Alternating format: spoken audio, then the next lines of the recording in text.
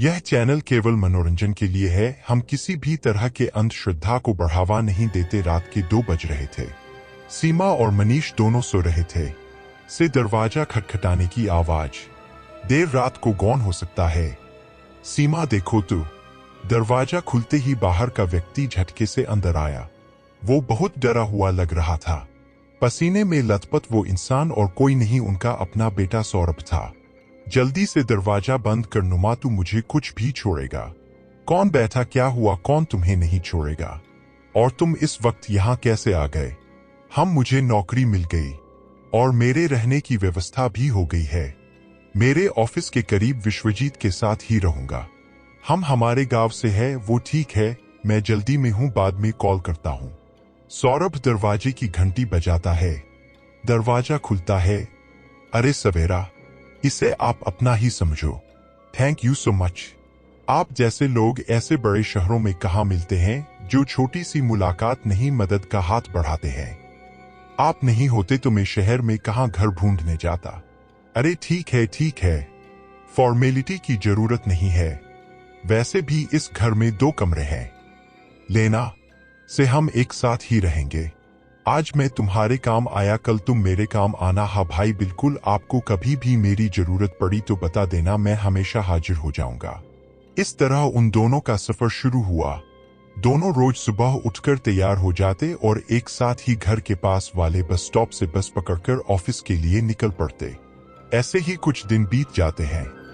एक दिन सौरभ और विश्वजीत बस स्टॉप पर खड़े थे।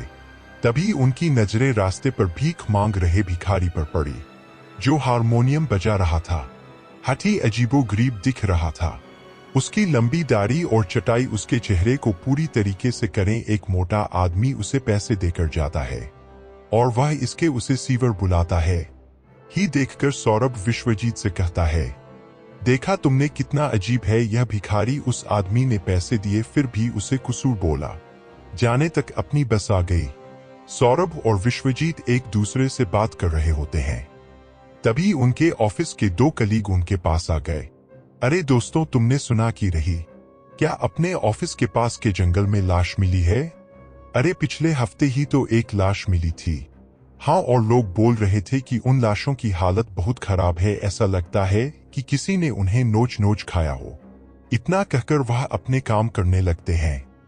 दूसरा दिन रोज की तरह आज भी सौरभ व विश्वजीत अपने बस की राह देख रहे थे। सौरभ की नजर भीड़ उस भिखारी बन पड़ती है। वह आज भी लोगों को कुछ ना कुछ बोल रहा होता है। देख विश्वजीत, वह भिखारी आज भी लोगों को क्या क्या बोल रहा है। भाई मैंने भी देखा, हम क्या कर सकते हैं, लेकिन हम ऑफिस जाते हैं। तीसरे दिन वह भेड़ बस की राह देख रहे होते हैं। आज उस भिखारी को देख विश्वजीत बोलता है, चलो आज मैं इसे पैसे देकर देखता हूं यह मुझे क्या बोलता है। उसे पैसे देने की जरूरत नहीं है, मुझे तो वह पागल लगता है। चलिए देखते हैं। इतना कहकर वह दोनों उस भिखारी के पास जाते हैं। विश्वजीत उसे पैसे देता है। भिखारी पैसे लेता है और जोर से हंसते हुए विश्वजीत को कहता है, हिंसा। यह सुनकर सौरभ खुश होकर मन ही मन में कहता है, चलो आज इसमें कुछ अच्छा तो कहा। ऐसे कुछ दिन और बीत गए। शहर में राशि में मई हत्याओं की खबरें पड़ने लगी थी। एक दिन विश्वजीत की तबीयत खराब होने के कारण सौरभ अकेले ही ऑफिस के लिए निकल पड़ता है और वह बस स्टॉप पर जाकर खड़ा हो जाता है।